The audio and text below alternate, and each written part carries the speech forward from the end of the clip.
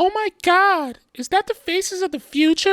Yeah, did y'all? Oh yeah, they announced whatchamacallit? What? Usher's headline the Super Bowl. Is he? Yeah, In terms of like this year's Super Bowl. yeah, How you feel about that? Do you think it's long overdue? yeah. It makes 100% sense. I mean, we was having a conversation off air.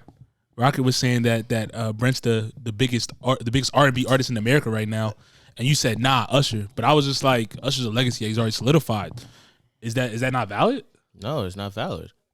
Because my thing is, we talk about Drake, J. Cole, and Kendrick all the time as if who's top 5 in the game, and they take the top 3 spots in rap, and they're legacy acts. Well, I guess my definition of legacy act is like he's like grandfathered in already in the sense of though like he's been around since the 90s, bro. Are people listening to Usher's new music or more so his old music? I mean, Usher hasn't dropped an album in like 5 years, so I mean, technically, it still would be old music, but he's also doing residency in Las Vegas. True. Drake did a residency in Las Vegas too, but you know.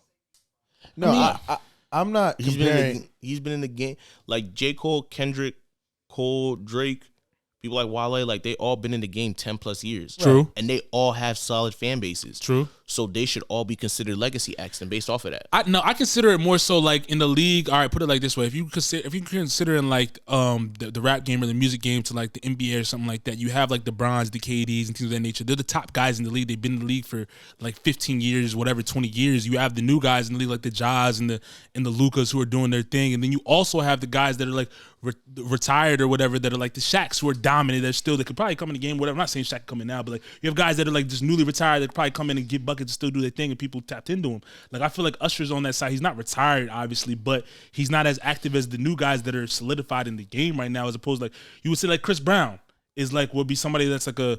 If you say in the R&B game would be like a LeBron or KD. Yes, you would, bro. No, you wouldn't. Why would you not? What are you talking about? You want to say Chris Brown is like a LeBron or KD in an R&B game in terms of like stardom, fandom, and what he's done? No. How? Because Chris Brown has not touched the stuff that Usher and a majority of these R&B acts have done. But I'm talking about in terms of being active, bro. I'm not saying that he's better than Usher or not better than Usher. I'm saying Usher is already solidified in the space where it's like, all right, Usher is one of the greats already, bro. He's already one of the greats. Like we're not comparing. I was saying with Chris Brown too. But I'm just saying. But we're using that comparison. Yeah. That's what I'm saying. Like, but just because you're already considered one of the greats doesn't mean that you're still active. Doesn't not make you still one of the top R&B acts or top act in whatever industry you in.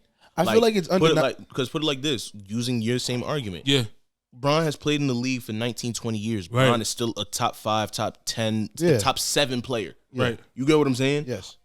It's the same thing. You can't just say because the guy's already here, he's solidified. We're trying to push him out. We're trying to have a new wave of who's the best.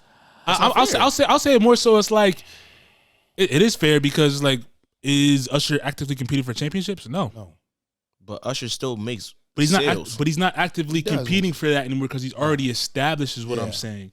Like the guys like Brent and stuff like that, they're actively competing to try to get the number 1 spot. They're actively, obviously, if they're not doing it, but that's what they're competing for. But when it comes to like these other artists that are consistently dropping as well in the R&B space, like that's how I look at it. I would disagree because I think that everybody who is doing music, who's making a record, who be considered a top tier artist, would still be looking for a number 1 album in whatever genre they're making. I disagree. That's not true. I don't think a majority of people who are in the top spaces of their game of the genre would still want to look for a number 1 album. There's incentives to do that when you are signing a contract. For sure. Like it's different. Like if we're having a conversation with someone like say Genuine or Tyrese, I'd be like, you know what? I get what you're talking about. But Usher has still had hits from 5 years ago, made a project during the pandemic and it slapped, and he's about to come up with another slap again. For sure. So my thing is, if you're staying active at this point, you can't not say that. Because it's the same thing with Nas.